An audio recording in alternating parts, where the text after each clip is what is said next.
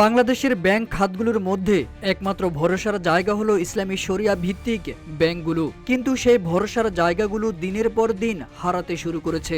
এসব ব্যাংকগুলোর বিরুদ্ধে এখন রাস্তায়ও মানুষ মানববন্ধন করছে, দাবি করছে শাস্তি কিংবা কোটি টাকা ফেরত দেওয়ার। তেমনি ঘটনা ঘটেছে জয়পুরহাটের আক্কেলপুরে। কোটি টাকা ফেরত ও দোষীদের শাস্তির দাবিতে মানববন্ধন কর্মসূচি পালন করেছেন ইসলামী ব্যাংক আক্কেলপুর এজেন্ট শাখার ভুক্তভোগী গ্রাহকরা। মানববন্ধনে ক্ষতিগ্রস্ত ভুক্তভোগী গ্রাহকরা জানান, ইসলামী ব্যাংকের এজেন্ট শাখার ক্যাশিয়ার মাসুদ রানা লেনদেনের মোবাইল মেসেজ বন্ধ করে কৌশলে গ্রাহকের একাধিকবার আঙ্গুলের ছাপ নিয়ে অ্যাকাউন্ট থেকে টাকা তুলে নিতেন। তিনি উপজেলার বিভিন্ন স্কুল, মাদ্রাসা, মসজিদ সহ বিভিন্ন ব্যক্তিগত ব্যাংক অ্যাকাউন্ট থেকে প্রায় 1.5 কোটি টাকার উপরে আত্মসাৎ করেছেন। গত 23শে মার্চ ঘটনাটি গ্রাহকদের মাঝে ছড়িয়ে পড়ে। পরে উপস্থিত গ্রাহক ও সাংবাদিক সহ সকলের সামনে টাকা আত্মসাতের বিষয়টি অকপটে ক্যাশিয়ার মাসুদ রানা স্বীকার করেন। এই ঘটনায় আক্কেলপুর দারুল কোরআন মাদ্রাসার প্রধান শিক্ষক ফিরোজ আহমেদ বাদী হয়ে আক্কেলপুর থানায় এজেন্ট ব্যাংকের ক্যাশিয়ার মাসুদ রানা, ইনচার্জ রিওয়ানা ফারহানা সীমা ও এজেন্ট মালিক মোহাম্মদ জাহিদুল ইসলাম আঞ্জুর নামে মামলা করেন। আমরা দীর্ঘদিন ধরে টাকা পাচ্ছি না, ফলে আজকে আমরা মানববন্ধন করছি।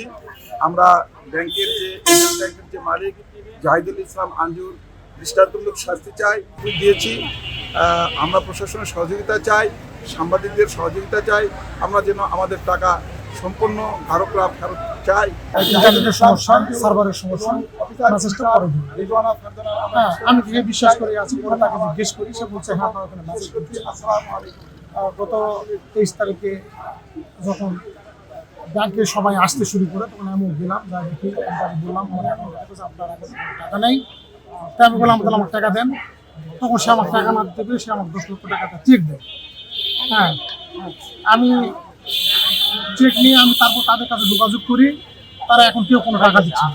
আমার অ্যাকাউন্টে আছে 26,820 টাকা, যেখানে আমার থাকার কথা ছিল 80,730 টাকা। মানে এইভাবে বিভিন্ন অ্যাকাউন্ট থেকে সেভাবে টাকাটা প্রতারণা করছে। মামলার পর 3 জনকে গ্রেপ্তার করে থানা পুলিশ, কিন্তু একদিন পরেই আদালত তাদের সকলকে জামিন দিয়ে দেন। এতে গ্রাহকদের আমানতের টাকা পাওয়া ও তাদের শাস্তি অনিশ্চিত হয়ে পড়েছে। প্রতারকদের জামিন বাতিল করে গ্রাহকদের টাকা ফেরত, শাস্তি ও দেশ ছাড়ার ক্ষেত্রে নিষেধাজ্ঞা দাবি জানান ভুক্তভোগীরা। ফিঙ্গারিং হয়নি, আবার দিন। এই পরের বারের টাকা আমাদের ফিঙ্গারিং এ তারা আত্মসাৎ করেছে। এইভাবে এত ক্ষতিগ্রস্ত গ্রাহক এখানে আছি আমরা, যারা আজকে বিশেষ করে এই যে মাদ্রাসা, যাদের এতিমের টাকা, ফিতরার টাকা, যাকাতের টাকা এখানে রাখা আছে, এই বাচ্চাদের খাওয়ার টাকা আজকে নাই। টাকা লেনদেন করি আমরা এখানে। আমার ভাইয়ের 9 লাখ টাকা আমরা এখানে জামানত হিসেবে রাখছিলাম।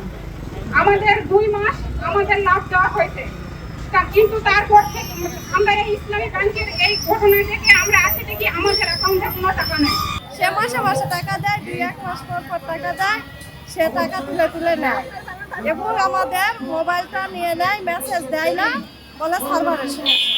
বুধবার সকাল 10টার দিকে উপজেলা পরিষদের সামনে ইসলামী ব্যাংক আক্কেলপুর এজেন্ট শাখার ক্ষতিগ্রস্ত গ্রাহক ও দারুল কোরআন মাদ্রাসা ভুক্তভোগী গ্রাহকদের ব্যানারে এই কর্মসূচি পালন করেন।